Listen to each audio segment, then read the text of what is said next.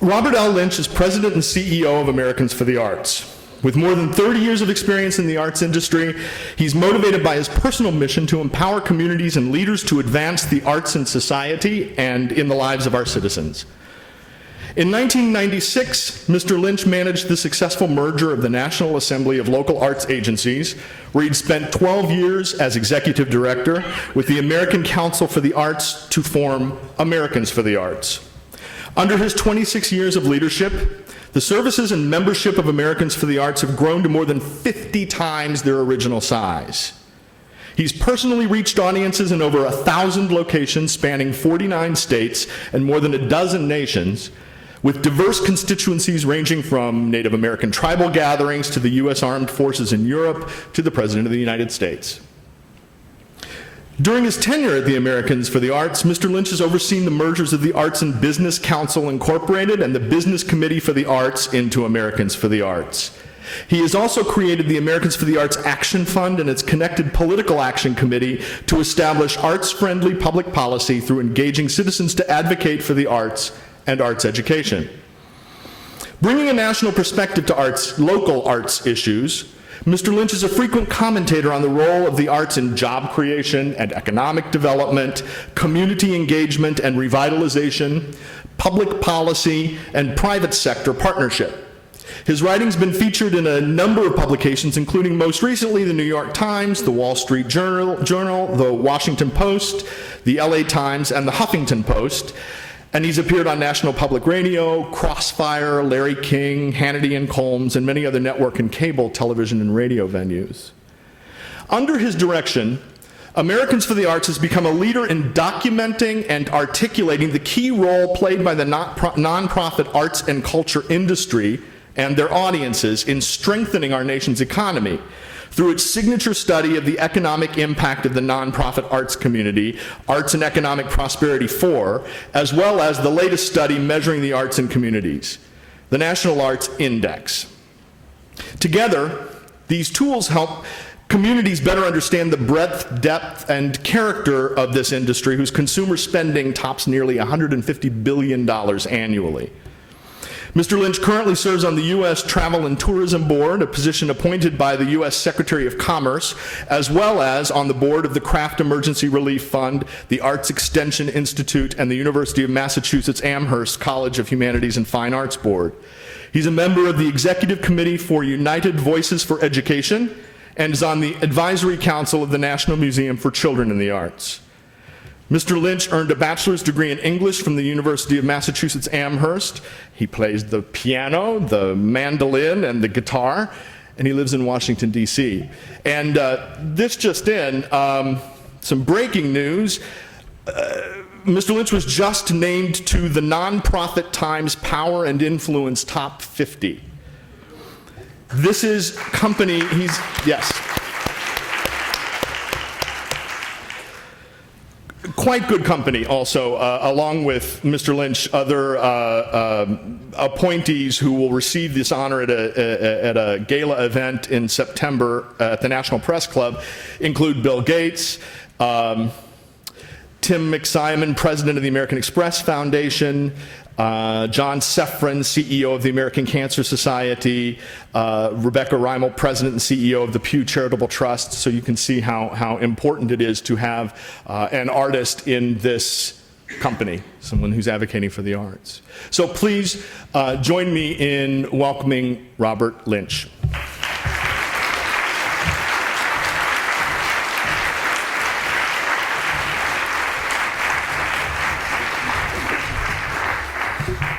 Thank you very much. That was very generous, and it's great to be in that company with those folks. It is an honor.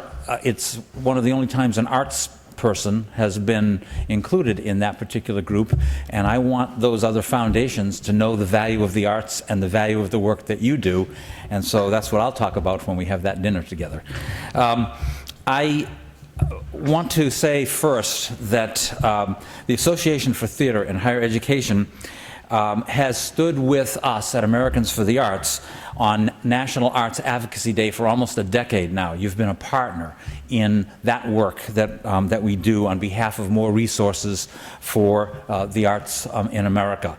And that's really important to me. You heard it that I play the piano and the mandolin and guitar all badly. And so it is for fun and for enjoyment, but for my inspiration, I go to the professionals that are the people that you work with and that you bring to the fore for America. So it's important for us to work together for every part of society to enjoy theater. The professionals who are up there in front of us, the amateurs who do it for their own enjoyment, the audiences who are sitting there and having an experience, an epiphany that will change their lives because of what you have done. I want to thank your leadership. Bill Doan, President, Mark Lococo as conference chair. I love personally the theme of this conference, that performance is civic engagement, and that to achieve what we want to do, we have to advocate, we have to collaborate, and we have to educate. And that's what I want to talk a little bit about today. I also am excited that folks that we've worked with over the years, like Tim Miller, who has helped us on a number of occasions with our own annual conference and who has been in the trenches for a long time, are here. Michael Rode from Sojourn Theater is somebody who we work with a lot right now when we're trying to bring arts ideas and the use of the arts as a change agent into non-arts settings, and we've done a lot of work with Michael. And I also want to add my congratulations to all of last night's honoree. So thank you, first of all, for inviting me here as your opening speaker. It's not often that I'm asked to do a 3-hour lecture on cultural policy in America. And Mark tells me that will not be happening today either. But I do have an hour and a half with you, and I hope that some of the things that I can talk about in that hour and a half will be of use as you go forward. The first thing, though, is to thank you. Thank all of you, because what you do is, in your lives and in your work, you bring the gift of the arts and what the arts teaches us to America, and America needs it right now.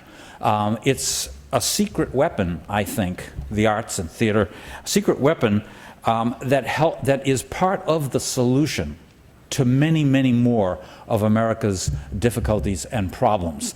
Why do I say that? Well, it is messaging, it is entertainment, it is beauty, but it is also at the same time the kind of work we're seeing today: theater, music, dance, in 50% of all of America's hospitals. It's there because hospital administrators are starting to see the value of the cultural experience, not just for fun, but because it helps people heal faster and they get out, and it's a cost savings mechanism. And we're seeing on many, many fronts, poverty and other kinds of community development issues, the use of the arts. So I thank you, because you are the first step in making that happen. I applaud you all, too, for advocating, for partnering with us in this work that has essentially produced and produces every year well over $1 billion of federal funding. The NEA is just one tiny piece of it, but something like $1.4 billion in cultural resources that comes to America every year at the federal level because of what you do. And I'll talk a little bit more about that later. And then finally, I simply want to encourage you. I want to encourage you because this is hard work. It's extra to what you normally do. But what you are contributing is part of a clout mechanism that I think can make a much bigger difference in an America of the future. And I encourage you to keep doing that kind of work and to continue to partner with us. And the result of that, then, is the gift of the arts, creativity in people's lives, in children's lives, a well-lived life. We all know what that means, and more people need to have that in America, so we have better thinking and better decision-making. The well-lived life, the self-actualized child, the ability to understand better who we are as human beings in the 21st century. You know, it's funny, I often think of United States Congress or any decision-making body as a pie chart. And you have to go to that pie chart in different ways. And 1/3 of the pie chart are people like the great former Senator Ted Kennedy. And they're people who at some point in their lives, 1/3 of Congress, 1/3 of almost any body, they had an epiphany because of an arts experience.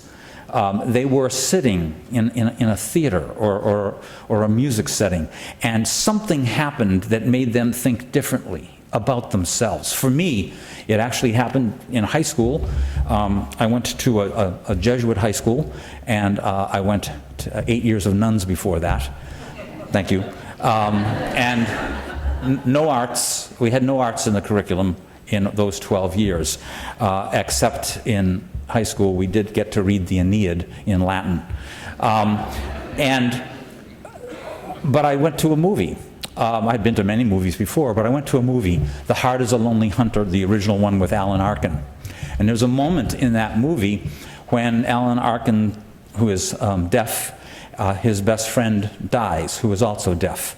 And Alan Arkin, as this mute, deaf person, has no way to communicate about it and no one to communicate it to, except by walking the streets by himself, talking to himself with his fingers. And for some reason, for me, that theatrical moment was life-changing.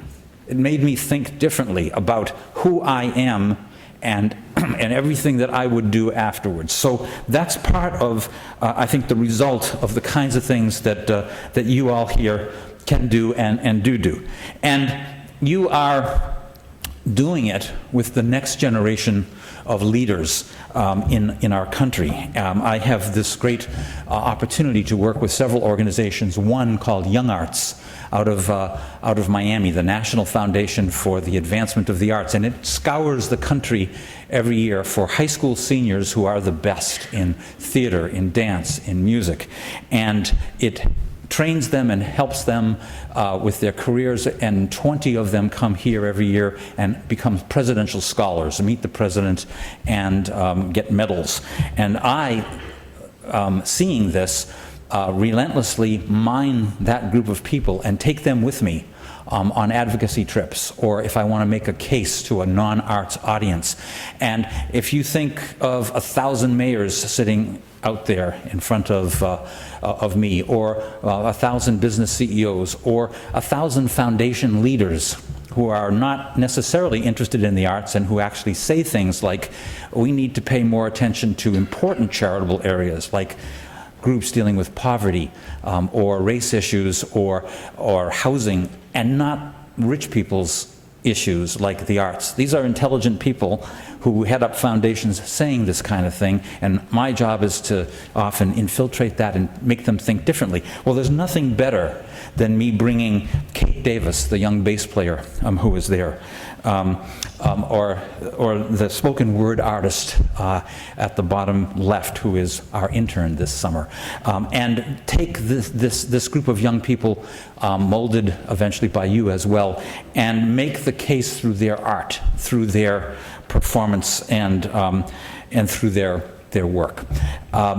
And I have great people like that. I benefit from that in my own organization. Several of my staff members who are here, Hannah Jacobson and Jay Dick and Kristen Engebretson and Victoria Murray Batin, who, if you'd all just, they're all standing over there or sitting over there, will be with you in other sessions throughout the day. And Victoria, theater artist herself, will be manning the booth that talks about our Americans for the Arts Action Fund.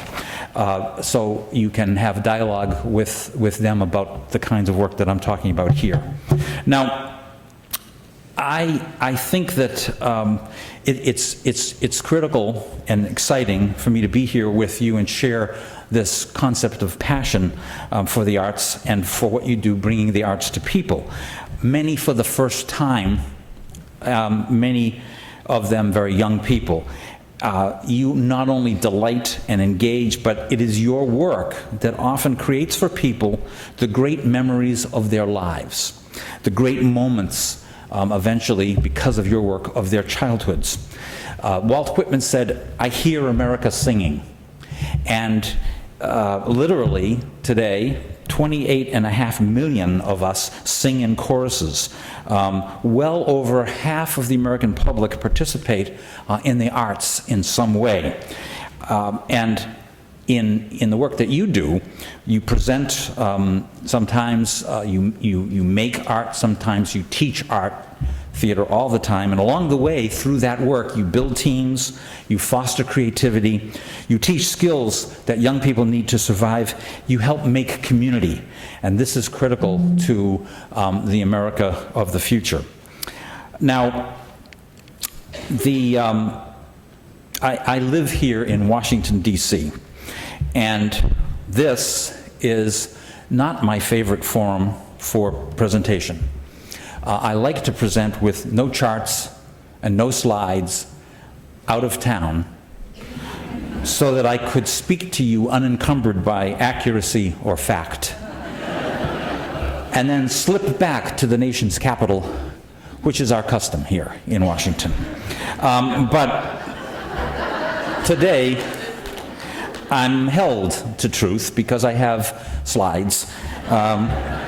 Or at least the truth as I know it. But let me just say that this morning, as I prepared for this talk, I thought about all of the creative people, all of you who are going to be out here in front of me. I thought about how did I myself get into this wild, addictive, and high-profit world of the arts. I looked at myself and thought, who am I this morning? And began to go down an existential path that could come to no good place. It all began for me with a lie in 1975, or let's say a creative phrasing of the truth, or marketing, as we've come to call that. In January of 1975, a group of us invented the concept of the New England Artist Festival and Showcase.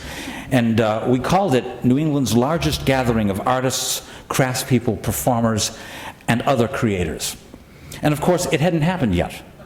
So we had no idea if it would be the largest of anything or if anybody would come at all.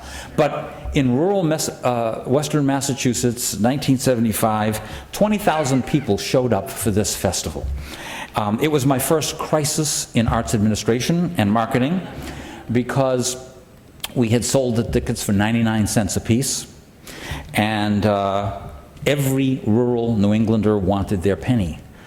20,000 pennies. So my job was to run all around the county, coming up with rolls of pennies, bringing it back, and along the way, as I would get these rolls of pennies from banks and merchants, bringing an economic impact message about the value of the arts, because they knew something big was going on down there at the fairgrounds. The 300 white dove symbolic peace release turned out to be scruffy, mean pigeons.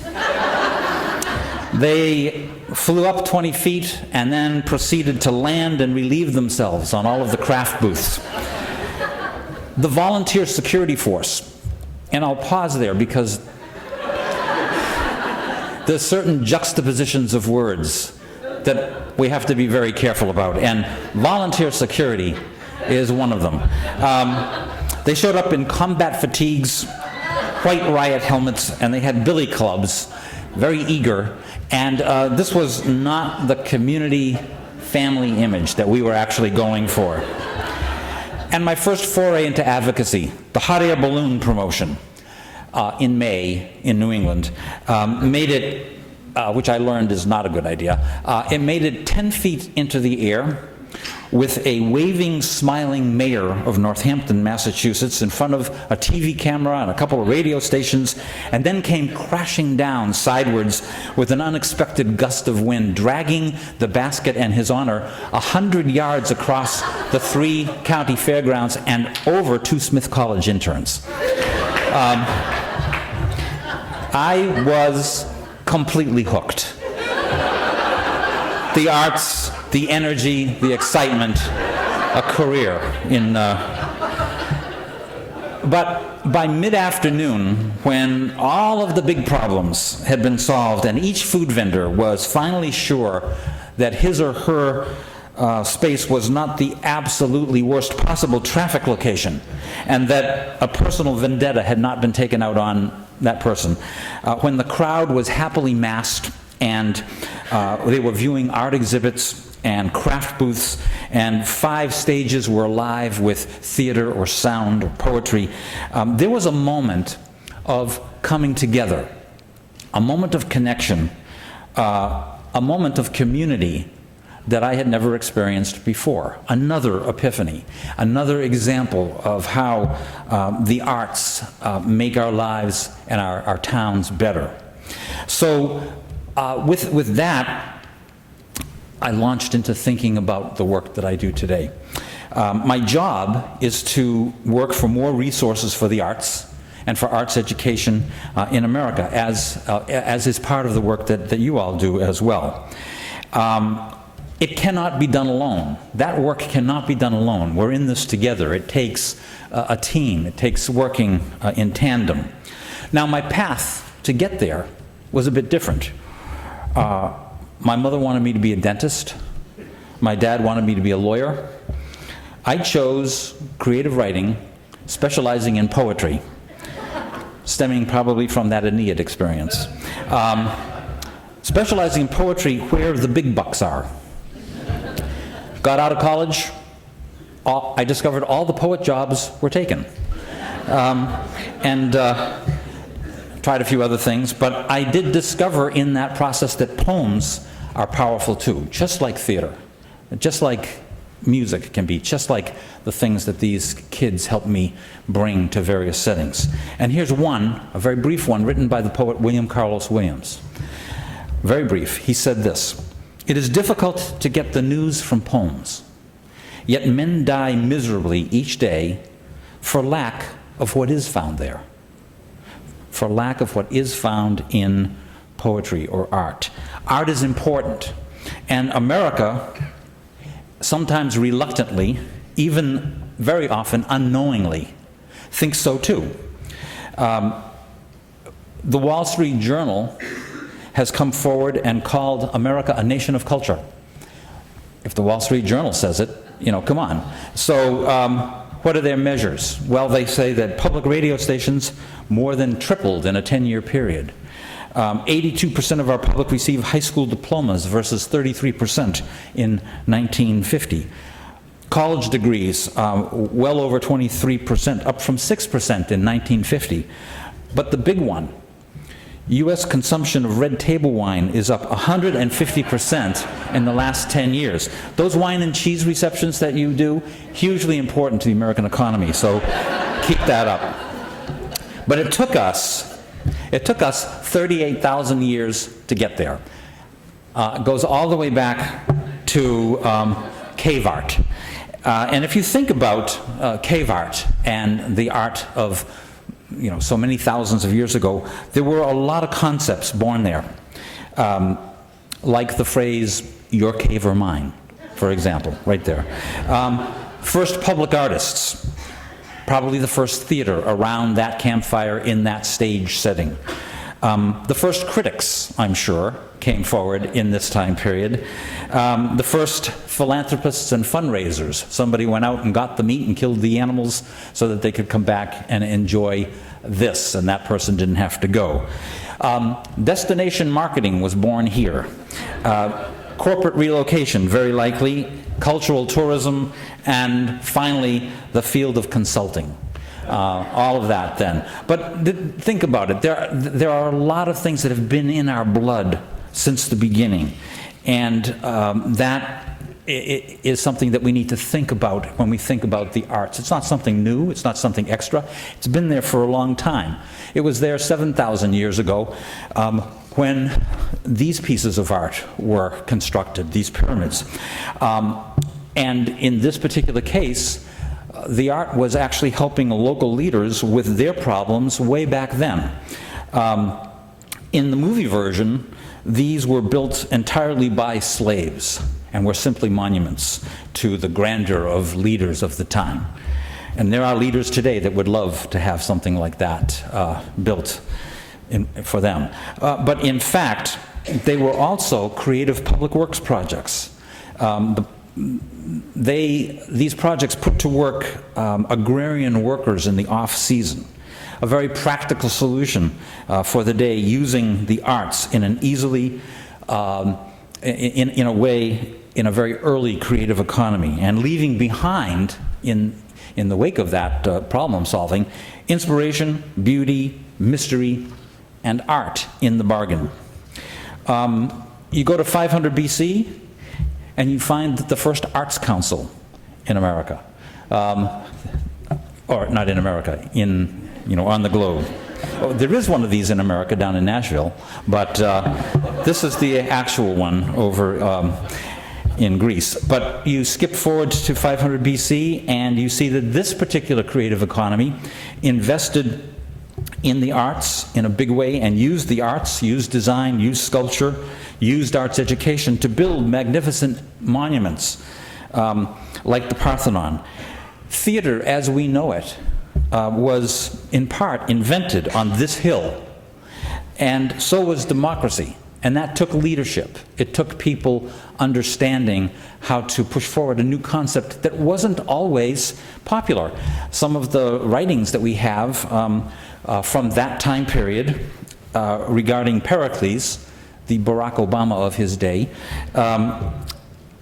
finds that he had many detractors. And in this particular project itself that we revere, it was actually called a waste of tax and private money. It was called an obscene, grandiose gesture, and it was called just prettifying the city of Athens way back in 500 BC. I find that fascinating, that the kind of issues that we're still going up to Capitol Hill or state capitals to advocate have such long-term roots. Now, the story of the arts in America, I think, jumping forward, is a series of surges forward and major setbacks. And it started early. First major setback, 1492, Columbus.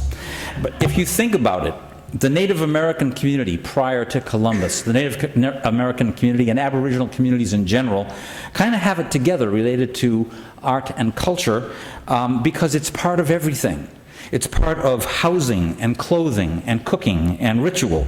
In fact, most Native American cultures have no word for art. They have no word for art because it's not an extra thing. It's part of that civic advancement that you're talking about right here at this conference. 1492 changed that. Think who came. The conquistadors, treasure seekers, westward expansionists, people fleeing religious persecution, slaves, indentured servants, prisoners. This was not an artsy crowd. These people were interested in survival. Now, it doesn't mean that they didn't bring art with them, and it doesn't mean that they did not do certain pieces of art. We have wonderful examples of things that they did, but art as a community value, as something that the community invested in on behalf of all the people, was not part of this consciousness. Next big setback, 1620, Pilgrims, followed by Puritans. You've seen the pictures. This was a grim group. They outlawed dance. They outlawed theater. They even outlawed certain colors. And does that have an effect? Look at the New England landscape today. It's beautiful, but the grays and the whites, where did that come from? Just everybody decide to have white houses? No. In fact, policy decision that the Puritans put into place hundreds of years ago was that you couldn't establish a town in Connecticut or Massachusetts. You could not establish a town unless you had a congregational church on the square in the center of town, painted white and looking like all the congregational churches that are there. Policy played a role, and it was cultural policy. It was arts policy. So it makes a difference, and getting in there and affecting that is something that's really important for us. So for 400 or 500 years, our very practical nation, rooted in practicality, has been a slow, reluctant participant in the arts, and particularly in policy that would advance the arts. And that is why we need things like National Arts Advocacy Day. That's why there is an organization called Americans for the Arts. And there hasn't been until now a French for the Arts, for example, although they're gearing up. And if you think about our history, I think about history because it plays such a role in shaping why we do what we do today. And theater, as a piece of it, has had a rocky and mixed history as something accepted in America. If you think about it, the first theaters that we know of were in the early 1700s, and George Washington himself used to go to the Williamsburg Theater and wrote about it, and his life was inspired by that theater, and yet that theater was closed down, was outlawed in 1754. You had the same thing in the mid-1700s where theater, there were laws forbidding plays in Massachusetts, 1750, Pennsylvania, 1759, Rhode Island, 1761. So a lot was going on, and it affected the work and the thinking about that, and went away, and it came back again in the 18th century, 19th century, and of course we had our recent fighting about theater and art in general in this century, and it continues. So we have a love-hate relationship with culture, and particularly public support of culture in our country. Here's some good news, though. Today, we have a lot of art and a lot of art activity happening in America, and we, by using Dun & Bradstreet data, are able to map it. We know that there's some 900,000 nonprofit and for-profit art-centric businesses in America. 113,000 of them are nonprofit. We know that we can actually pop out a map for every single zip code entity in the country. So a governor wants to know what's happening in a state, we can pop it out. A city council member wants to know what's happening in a piece of a city council, we can pop it out. And in this case, we looked here at Washington, D.C., where you are, and what we see is that there's 2,958 arts-related businesses here, and 26,537 people employed. Everybody's talking about jobs today, and we need to make sure that even though that is not what we're about something very spiritual, but we also have economic impact. We also create jobs, and there's a lot of arts organizations out there. And when we work with Dun & Bradstreet, we see that, yes, there are nonprofit organizations like theaters and like the Phillips Collection or some of the museums that you'll get to see here in Washington, but there are for-profit entities like music stores, dance schools, touring theater, Broadway, Hollywood, and then not even counted in there are all of the unincorporated things or anything that doesn't have a Dun & Bradstreet number. Perhaps your own institution. Perhaps you as an artist who is working in theater, but you're not listed in that way as an individual artist or a gospel choir. So with this, we are in the business of trying to show more the value and the reach of the arts in our country. Now, art has been a part of the District of Columbia area and its economy for a long time. This picture, this painting, is the Gilbert Stuart painting that in the early 1800s the federal government ponied up $800 to buy.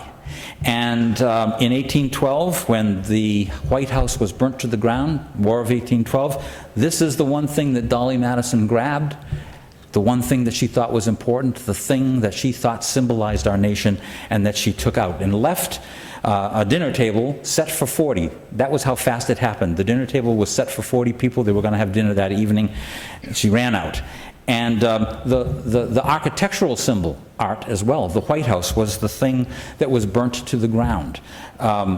And public symbols like the White House or the Capitol, where art, the dome of the Capitol, for example, is a piece of art, and that was the symbol that the British went after back then, and that on September 11th, the terrorists were going after it as well. Why is that? The power of the arts.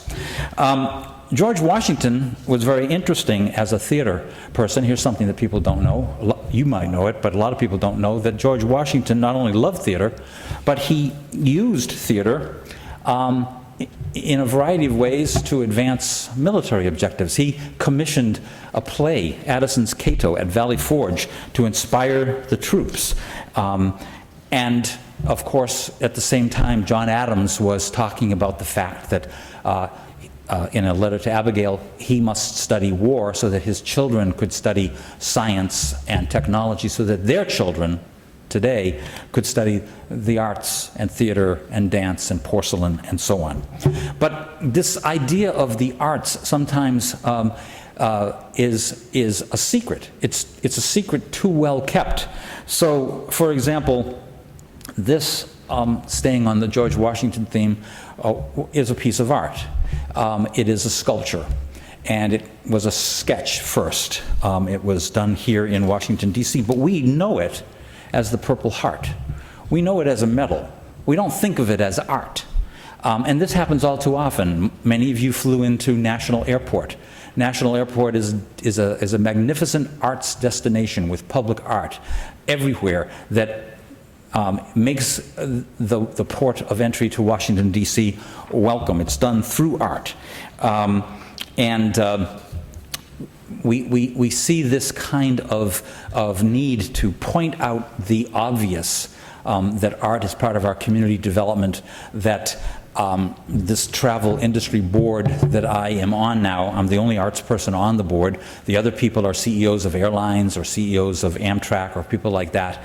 And they've never had an arts person before, and they weren't sure why necessarily on a tourism national board there would be an arts person, not necessarily making the connection that the huge content out there, what foreign travelers want to come to is what in part you produce, and not even necessarily understanding that our first meeting was in Orlando at Disney World, an arts institution created by an artist. Our second meeting was at the LA Music Center, and our third meeting was at the Ford Museum in Detroit. So we have to make the case, even when it's obvious, relentlessly, because it won't be made for us. I came across a poem by an amateur poet that was written about 1835, and it was called Memory. And I'll just read a fragment of it. It's not a great poem, but it is one of the ways I get to use my UMass bachelor's degree. And so the poem goes like this: "My childhood home I see again and sadden with the view. And still, as memory crowds my brain, there's pleasure in it too, as leaving some grand waterfall we lingering list its roar, so memory will hallow all we've known but know no more." This is a sad, depressing poem by an amateur poet, but that early effort helped that poet, that sad poet, go on with life, because this person was depressed and was considering ending life, and grow so that some 20 years later he would write another poem, probably one of the greatest poems from our American writers. And it goes like this: "47 years ago, our fathers brought forth on this continent a new nation, conceived in liberty and dedicated to the proposition that all men are created equal." Abraham Lincoln. Abraham Lincoln was an amateur poet, but he learned from his writing. The art inspired him to be a better leader, a better writer, a better policymaker, and giving us treasures that we still have and still use today.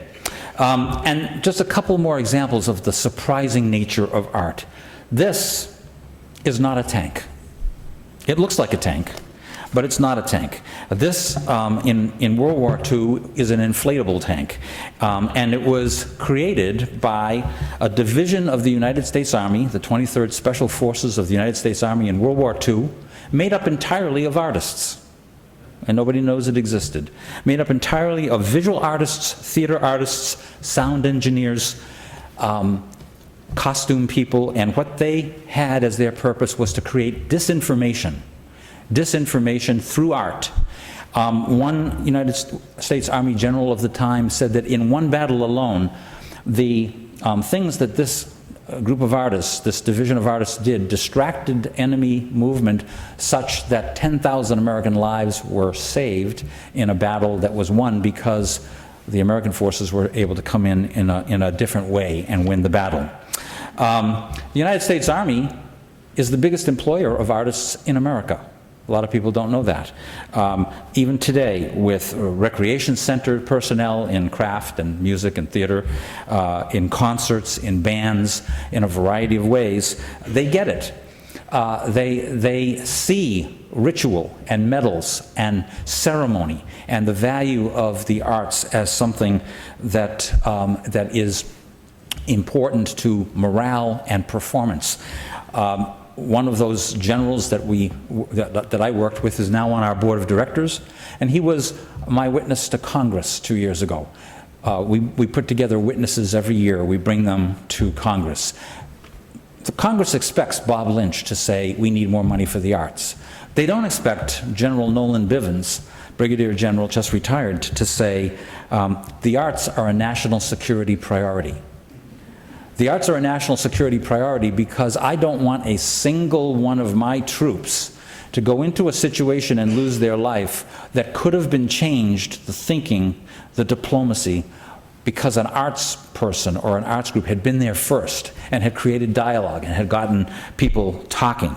And so I think that's exciting and that's important, but it's a secret that we don't know.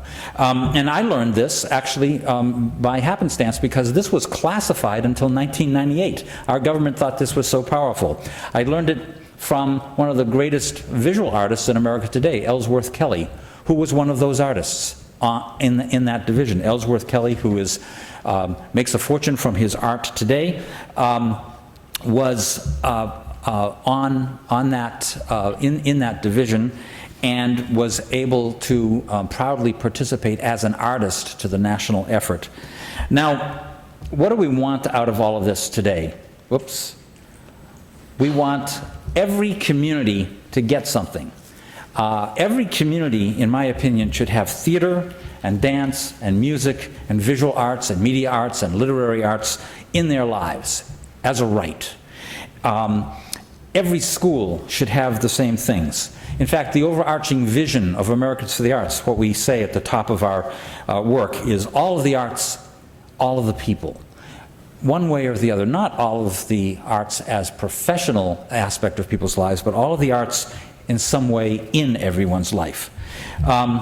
Americans for the Arts as an organization basically is made up of 4 different kinds of sets of individuals, and we work with these 4 sets to advance our cause. At the bottom are all of the professional organizations, whether they're called arts councils or arts commissions or business committees for the arts or theaters doing community development work, all of those professional organizations at the local level, all the state arts agencies and the state advocacy organizations at the state level, and some 100 or more national service organizations like you.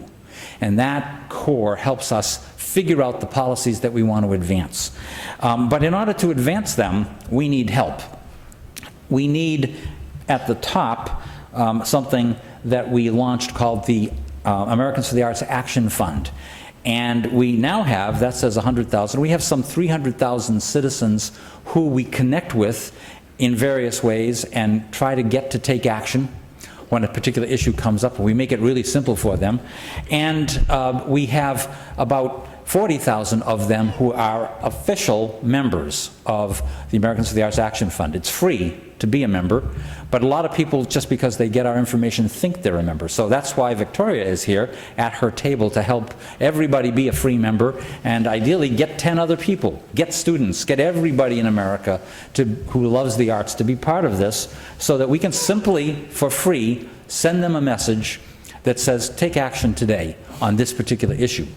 And then on the right, we decided that we needed help from people who have more visibility. Community leaders, artists with name recognition, corporate CEOs, foundation leaders, people who, when the 100,000 or the 300,000 doesn't work, the one phone call might work. And then finally, over on the left, the 4th part of our strategy is we ask where the people on the right go for their information. What are their national service organizations? So, for example, in the public sector, mayors give away about $3 billion a year for the arts. I want us to go where the mayors go. So we have, as a great partner, the United States Conference of Mayors. The private sector, where do corporate leaders go? Well, most corporate CEOs belong to a thing called the Conference Board, so they are now our best friends. And in education, the National Association, where all superintendents go. So that's the strategy, and those are the 4 areas of our work that we work with. For Americans for the Arts, you heard about the mergers that we did. It makes us a very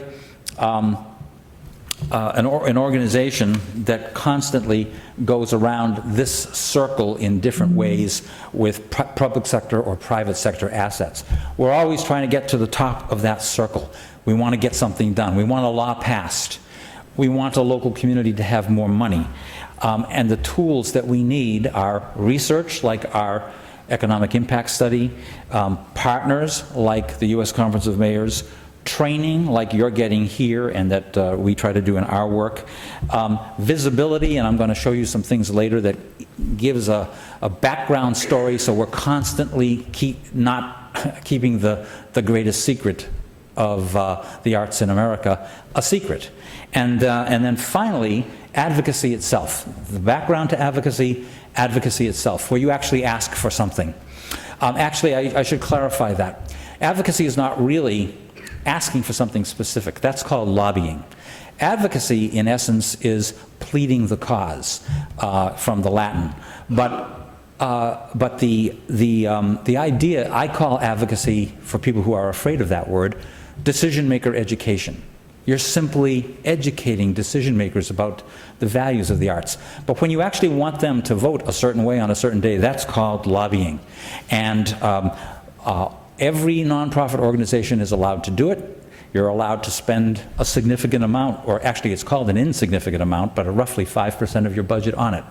A lot of room to do that kind of work.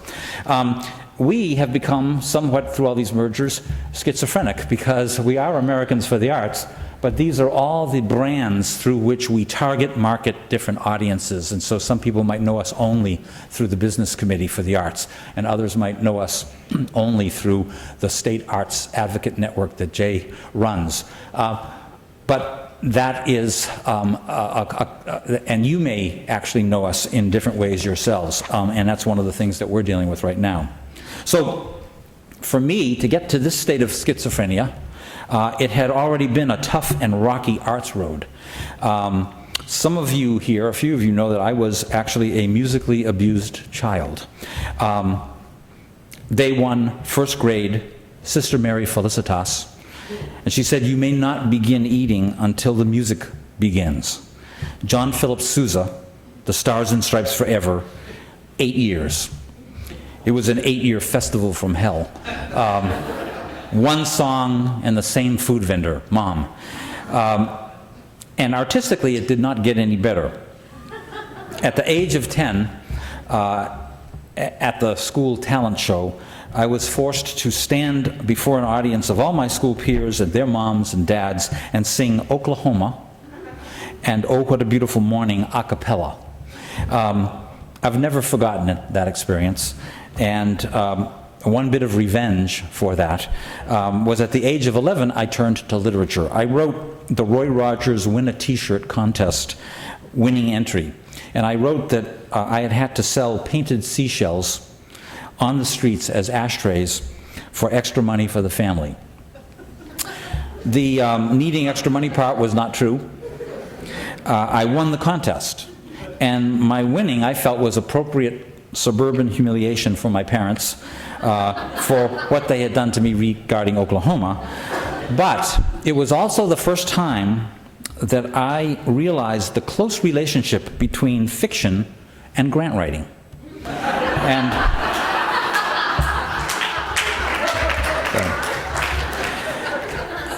which then brings me to money. Where does the money come from for the nonprofit arts in America? in the education community, it's largely government, but in the nonprofit arts, it's more complex. You see from this that the blue area represents earned income. 60% of the money now is earned income. When I got here 25 years ago, it was 40%, and then 50%. Now it's 60%. And it's not because we're doing really well on the earned income, it's because the other things are not necessarily keeping pace. You see that the bottom area there is private sector income, and that is 31%. And the upper part is government income, and that's 9%. But it's also interesting when you look at the private sector income that the big money there is the individual donor. Not corporate, not foundation, although if you go to Europe, they think we're entirely funded by corporate money. Why? Because corporations demand branding, and that's what you see. And up above, the bigger money there is local government, followed by state and federal. So one of the things that's interesting about this, we're here in Washington, we're going to lobby the United States Congress, or that's what we do at Arts Advocacy Day together. That is a small piece of the puzzle, and the most important reason for that is not necessarily its subsidy, but the leverage that that money means. You get that money and it leverages a lot of other money.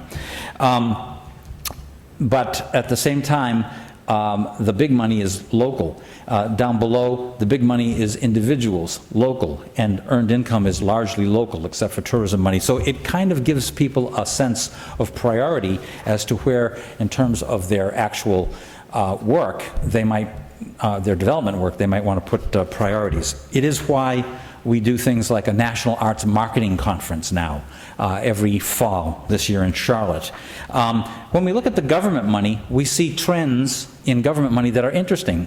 Government is not all one thing. At the top is local money, in the middle is state money, and at the bottom is federal money. Why are those three things so different? Well, the middle one is the easiest one to follow. The state government money follows the economy. When the economy is bad, it tracks pretty closely. If you track the United States economy against that graph, it would look like that. The top line is the economy plus, however, the positive benefit of the community development argument. Mayors want their communities to be better, and they've gotten the message that the arts can help. So you see that look a little bit different. And the bottom line, federal money, is driven by politics and ideology.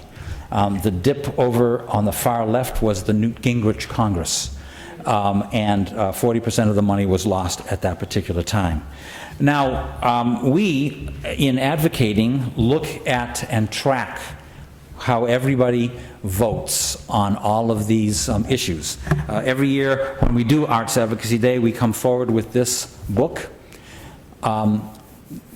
The association is prominently featured on the front as one of the organizations, but in it we have the voting records on the arts of every member of Congress. Someday I'm hoping this will be the most feared document in Washington. But it's hugely valuable for us to then celebrate the people who have really helped us draw attention to wonderful politically active people, and then every once in a while tweak the situation and call attention to the ones who get Fs. There were actually a lot more senators that got Fs, but we didn't have a movie called The Dirty 28, so the Dirty Dozen was what we went for. We go to the negative rarely. In this case, we went to it playfully, because we want to build a positive case for the value of the arts.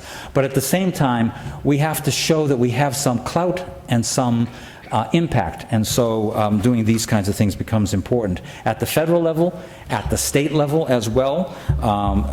Pennsylvania here rallied to save the Arts Council from elimination, filled the state capitol, and then went on and talked to everybody, and was made up of a huge coalition of states. We have some 85 state arts advocacy organizations as part of our network, and 50 state arts agencies. So the key thing I'll say about state advocacy is simply the right place, the right time.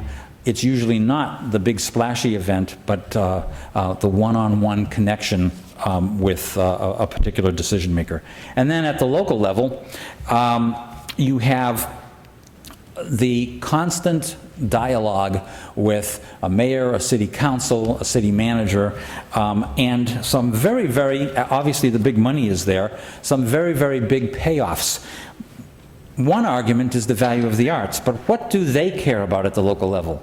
Well, we work with the League of Cities to ask the question every couple of years, what's keeping local government officials up at night? And you see fiscal conditions and jobs, unemployment, drugs, crime, infrastructure, roads and sidewalks, education, race and ethnic relations. You do not see the arts on that list. But, as the great John Gardner once told me when I pointed that out, he said, the arts are in every one of those.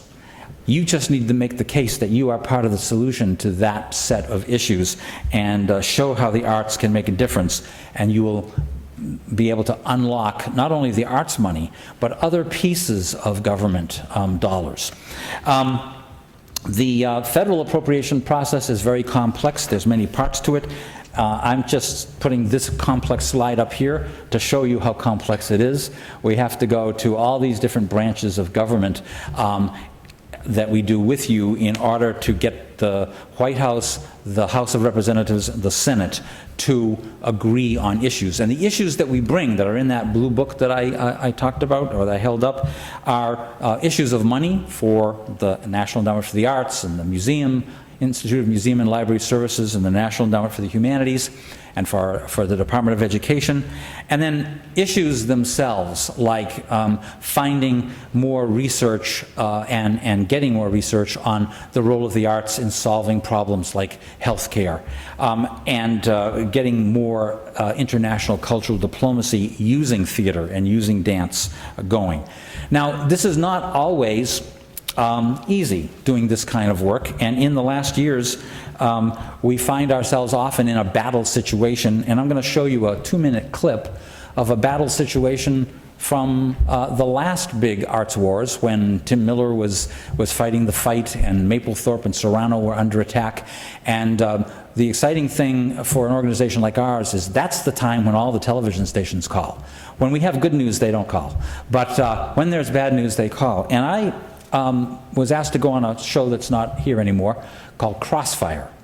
And the first time I went on, I tried to be gentlemanly, and one of our members sent me that cartoon, which showed that you know, it's hard to get a word in a situation like that when you're trying to you know, be respectful of the other person. So I went back and I applied theater skills to what I was able to do at the time, and went back on Crossfire with Lynn Cheney and Joe Scarborough, who was then a congressperson, as my opponents.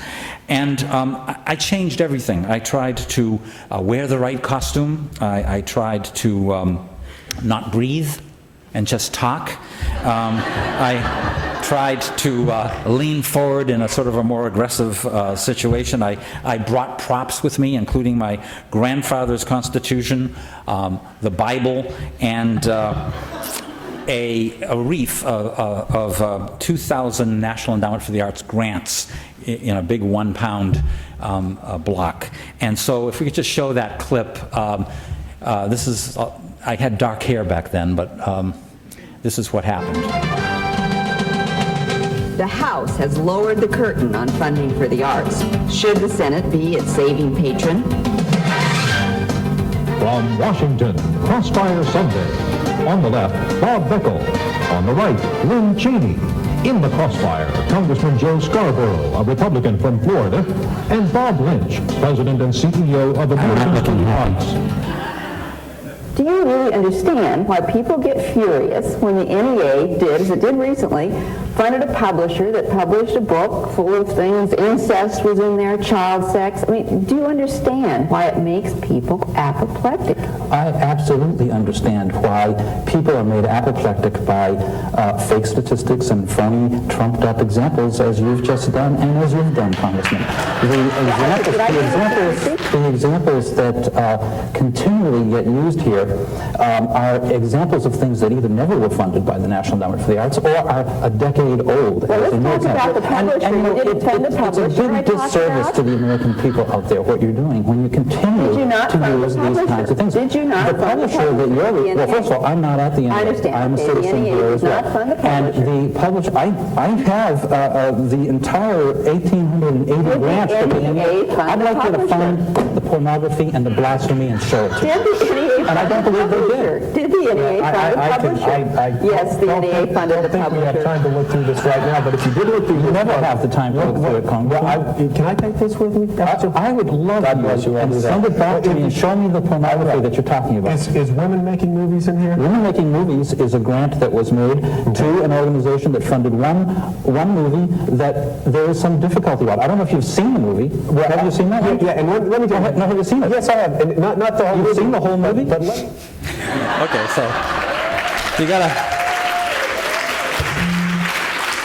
you have to have some fun sometimes. But you know, it's interesting how much theater plays a role in that kind of messaging, which is really important.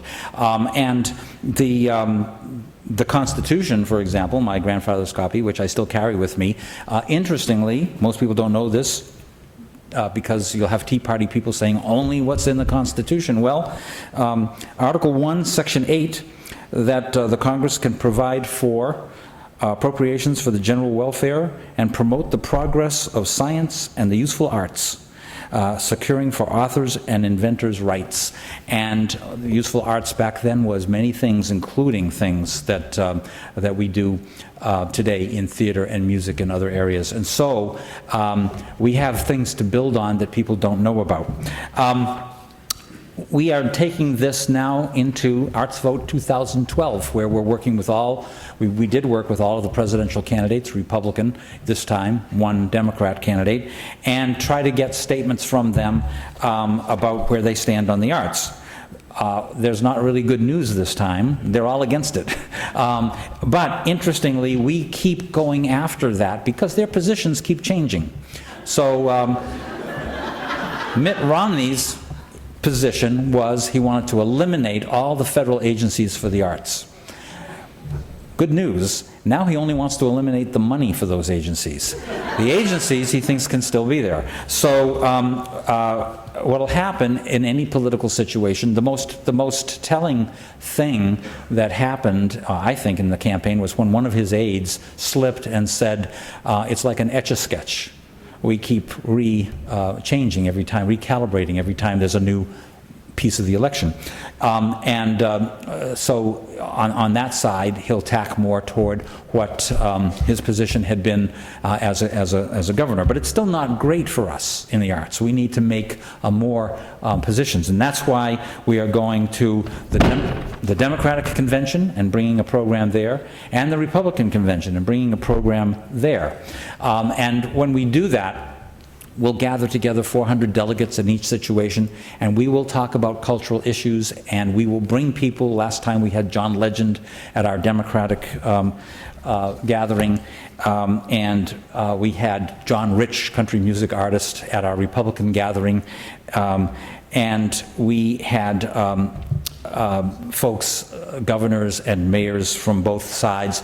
Mike Huckabee chaired it for us last time at the Republicans, and he's doing it again this time. And Debbie Allen, who you see there. And it allows us, through using some of these celebrities and some of that that kind of clout with people that the delegates actually like, to make a case, and we hope it'll be effective in this election. When we look at the private sector, let me just throw a couple things out there. The private sector money went into a slump when you see our recession hit. And on the private sector side, it's starting to come back, and that's one part of the story, and we relentlessly work on advocating corporate, foundation, and individuals. But another part of the story is the share of the market coming to the arts. And that's a very volatile story. One year we have a higher share, the next year we have a lower share. This is storytelling. We have to tell our story better so that we have a more consistent share of the arts. And what does that mean? Well, the nonprofit world got $1 billion less for the arts. From the high point to the low point right there. If we had kept our level at that high point that you see on the map there, it would have meant $1 billion more of private sector resources pumping into the arts. So what are the tools that we use? We use research relentlessly, like the Arts and Economic Prosperity Study and the maps. The latest prosperity study shows that $135 billion a year in annual expenditures come to the nonprofit arts, or because of the nonprofit arts. They create 4 million jobs, that's huge, and they return tax revenue of $22 billion. These three facts are largely these three facts in there, the numbers that we generated a decade ago, were the key tool that allowed us to save the National Endowment for the Arts from going under. It gave conservatives the cover to vote for the arts, even though they were unhappy with content for another reason. So we use every argument on every side. We're big, too. That slide, it's kind of pastel looking there, but the largest figure there is the arts industry, or actually the first one is the arts industry, and it shows that we're bigger than many, many other industries, lawyers, accountants, all different parts of American society. And the National Arts Index that we do, a third study, gives a snapshot of the health of the arts in the nation, and you see we're at a real low point right now. We take 85 different studies and put them together and gives us a picture of the health of the industry. But it also tells us some interesting things to you, I think. In this study, we see that college-bound seniors are taking more art and music right now.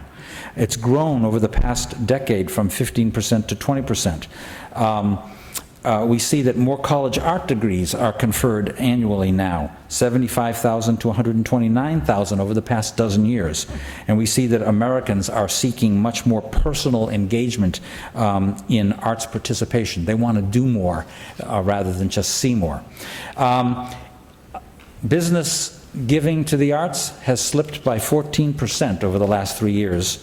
And one of the ways that we try to overcome that is by doing more and more strategic partnerships, strategic alliances with the public sector, like you see here, the National Lieutenant Governors Association as an example, along with mayors and everyone else.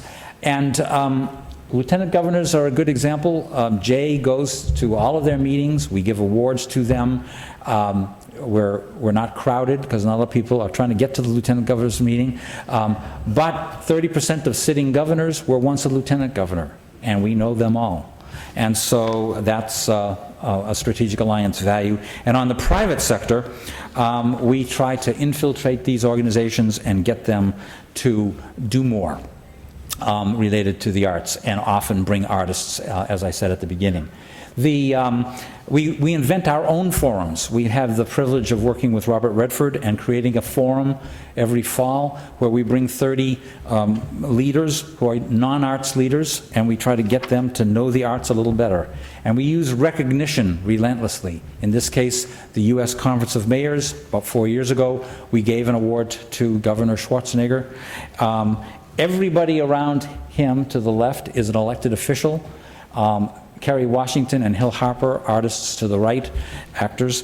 One thing to realize about this is how we have to constantly upgrade our work, because none of those elected officials are still there. They're all either termed out or lost an election, and now there's a whole new crop. The awards that we give and the people who help us give the awards, up there you see many people from the theater industry who have helped us in situations where we're giving an award to a governor or a business leader, and then using that recognition to get them to know the arts better, and then bringing it all together for National Arts Advocacy Day for the last 2 decades, and doing it very much in partnership with you. But once again, this year, most of the people in that picture are actors, people from the theater industry who have come here, and they help us get in the door, get in front of the elected officials, make the case. And to what end? Okay, so I call this the $100 million picture. This was my set of witnesses 4 years ago. A person to the far left, and far left right out of the picture, is the head of the United States Conference of Mayors, the chair. The next person is the head of the Conference Board, organization for all of the business leaders in America. John Legend, Kerry Washington, Robert Redford. The key Democrat at the time, right next to Redford, the key Republican next to him. And I'm looking in the background there, and the guy in the middle, the tall guy, he's a staff person who actually writes the number down. He's the last line, person who writes down how much money the federal government is going to give to the arts.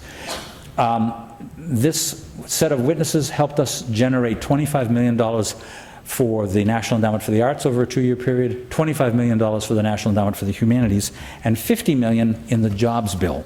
And so it actually does work, and that kind of basically different sectors from that quadrangle of members that I showed you before makes all the difference in the world. So what's the issue here? The arts are America's best secret weapon and have been for 200 or more years. Why are symphonies still struggling? Why are dance companies and ballet in all major cities in trouble? Why is artist funding continually challenged? Why is arts education underfunded? I think it's because we've kept the secret and the secret weapon too secret. As simple as that. Making the value of the arts in a very practical nation better understood is a critical need right now. The arts are core to our creative economy. As you've heard, presidents have touted them, our military has utilized them, our cities depend upon them, and yet somehow this is not clearly visible to some decision makers. And so that, I think, is part of what we do together. One of the things that we've done at Americans for the Arts is to create a number of visibility campaigns, and we try to do them all tongue-in-cheek. This one says that a lot of people think Louis Armstrong was the first man to walk on the moon. We know differently than that. Martha Graham was not a snack cracker. And I'm going to show you, this campaign turned out to be a $300 million value campaign to motivate parents to turn to arts education. Those are two written examples, and I'm going to show you two 30-second television examples and then wrap up. Good job. Look, it's a giraffe! I don't see it.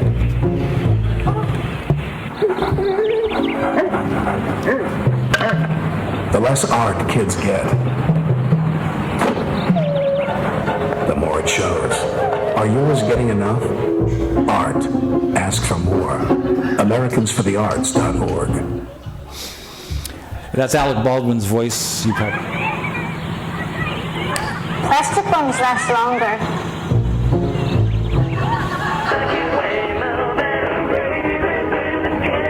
Pork bellies grow steady due to speculation and demand for bacon-related products. Read me this one, Daddy. Okay, honey.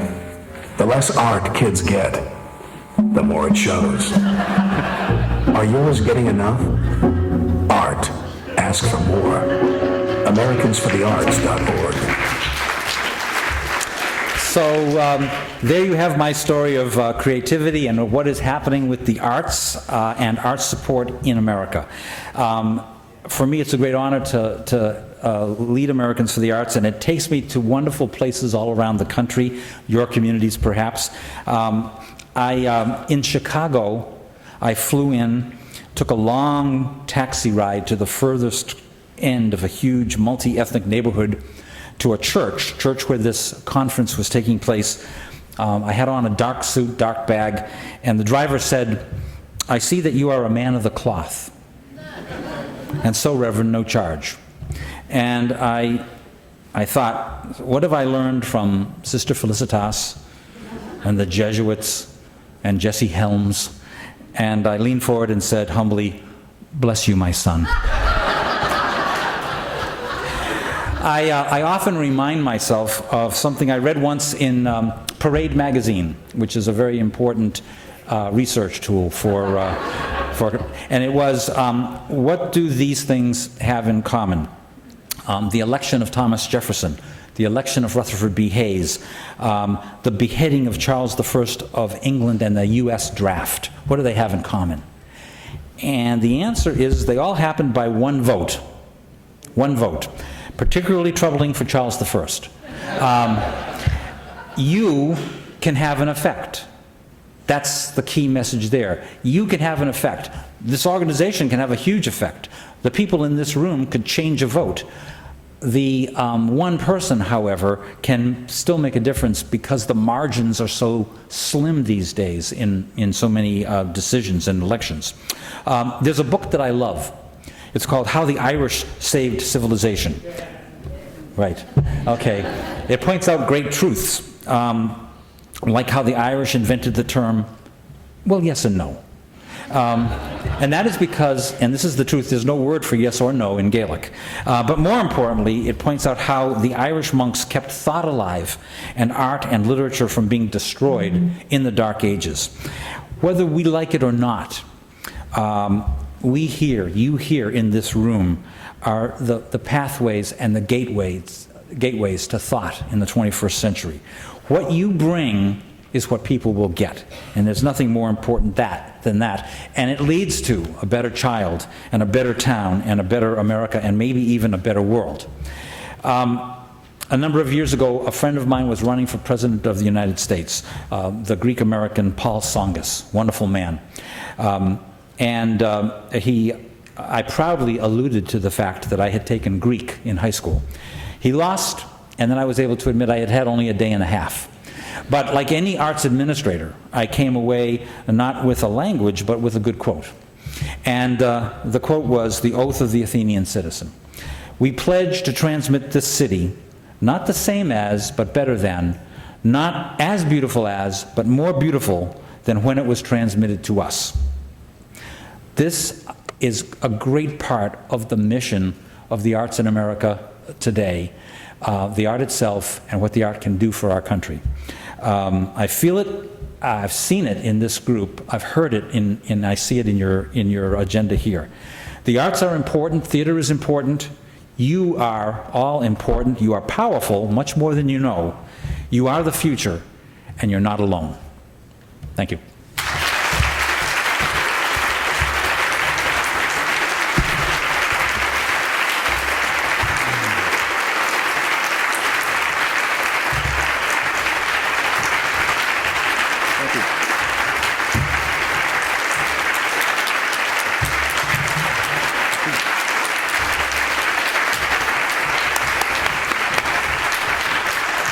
Before we open up for a few questions, I want to remind you that at 1:45, from 1:45 to 3:15, and then again from 3:30 until the end of that session, we'll have breakouts run by Jay Dick and by Kristen Engebretson, who will present some practical, hands-on applications for the for arts advocacy through Americans for the Arts, and details for that are on page 14 of the program book. So now we can take a question or two before. I see there's a couple of microphones there. If anyone has a question, I see one coming up. Thank you so much for this talk today. It was fantastic. The Art Ask for More campaign, ATHE was with you. We were a partner in that through our advocacy committee, and we were a partner on that. And we have been on Capitol Hill with you for many years through our advocacy committee. And so we thank you so much, and we're going to keep doing it. And I think, as I did at the beginning, this organization has been stalwart. We would actually like to find ways to do even more. You know, what are the next steps that we can do to build the partnership? You see, I hope from my presentation, how important theater and acting has been to the cause, and what more can happen. Great. We're looking forward to it. Great. Thank you. As one who has been a proud supporter of your organization for many years, I'm very pleased to see you here, and as someone shared with me moments ago, wish you had been our keynote speaker. Nothing against the other keynote speaker, but this is an issue that has great importance for our presence and our future. Two quick things. I don't have the button with me because it was not something I thought to pack. And that button very simply says, I love the arts and I vote. I wear that every time I go and speak to civic, local, state, federal people involved in governance or business meetings. And that's something that everybody in this room should have, because that's the message, that's the only message that those people in political power understand, and that is the message of the vote. And we fail to acknowledge that when we have our constituencies, which is a multiplier of our own individual votes. We are a powerfully large movement, voter movement. And so I encourage the organization, that was done at a state level many years ago, that you guys should send those bumper stickers out or something on your website. I also want to praise the both at your national level and also at the state level, the urgent action requests that go out. I can tell you very specifically that I received one in California about a change in a tax law that had not been discussed publicly and infected nonprofit live theaters. They were going to change the tax policy. That was buried as like actually it was number 70-something on a list of 80-something changes. When I called everybody that was on the list of that subcommittee, including the Republicans, they said they had never had as many votes, or as many calls rather, as they had on that one issue. Yeah. And none of us would have known about it if the action request had not gone out. And so as a function of communication and of advocacy, that is probably one of the most important things that you do, and everybody in this room should be involved and should, as you said, you know, each one gets one, then it's going to have a ripple effect. So thank you. Thank you. I was going to allow the applause to go for him, but that's.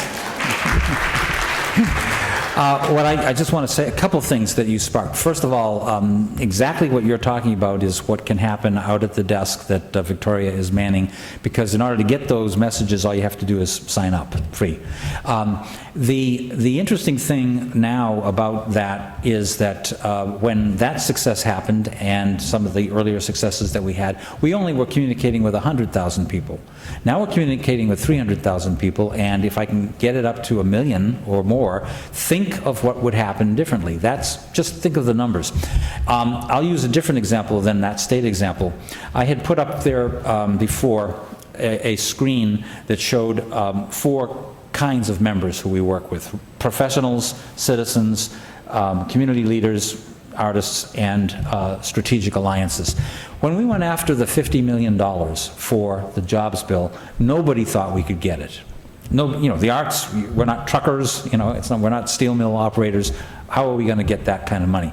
Our professionals helped us craft the message along with you, and we put it out on the table. And actually, the message was we asked for $1 billion. Such a shocking number to everybody that I think that they rallied and said, well, I can't possibly do $1 million. And so 50 million popped up in the first version of the bill, which is exciting. Then it was a month of dialogue before the vote. In that month of dialogue, we were able to generate 85,000 citizen calls from the Action Fund by sending out those emails. 85,000 calls. It was noticed, it was written about. A couple of Congress people called us and said, stop the emails, stop the emails. And can't do it, the spigot has been unloosed. Hugely valuable. That got us almost to the night of the vote. But along the way, the U.S. Conference of Mayors and the AFL-CIO helped us by making some particular statements, and the conference board as well. And so Congress can see now there's citizens involved here, there's professionals involved here, there's national associations involved here, and we get to the night of the vote. And on the night of the vote, because of a network of staffers that we've cultivated, we were told at about 5 o'clock that our 50 million had been pulled out. And it had been pulled out by the administration because there was a lot of horse trading going on. And at that moment, we kicked in our 4th strategy, and that was to call Robert Redford and to call corporate CEOs. And then Redford made a call to Nancy Pelosi. Now, on a night of a vote like that, Nancy Pelosi's not taking any calls, but she took that call. And the next morning, our 50 million was back in there. My point there is that 50 million could not have happened without all 4 strategies. We needed all 4 strategies, and that's the way we're moving forward and trying to work in a bigger way. And then one last thing that reminded me of something I had meant to mention. Back during the culture wars, during the Lynn Cheney time, we were trying everything to find out what we could do better. And so we convened a group of Republican strategists. They were people who actually worked on these Republican campaigns, many of whom love the arts and were not happy with where things were going. And they agreed to meet with us only if it could be in an out-of-the-way place, in the dark, and there would be no record of the meeting. So I can't mention their names, but they came. And we had a great discussion, but the thing I remembered the most, and has fueled the entire strategy that we have right now, is that they said, no one fears you. No one fears the arts. No one thinks there will be any consequence to an action that they take. And so that is why we've been relentlessly hammering away at the clout building strategy, so that there is a consequence. That in addition to votes, as part of our Arts Action Fund, we have a political action committee. We gather money, we give donations to members of Congress who are pro-arts. A combination of those things makes people think twice at least about what they're going to do related to the arts, and that's, I think, the goal that we have. Thank you again. I think that we're about at the end of the time. Bob has agreed to hang around a little bit for us if anybody else has additional questions. Thank you.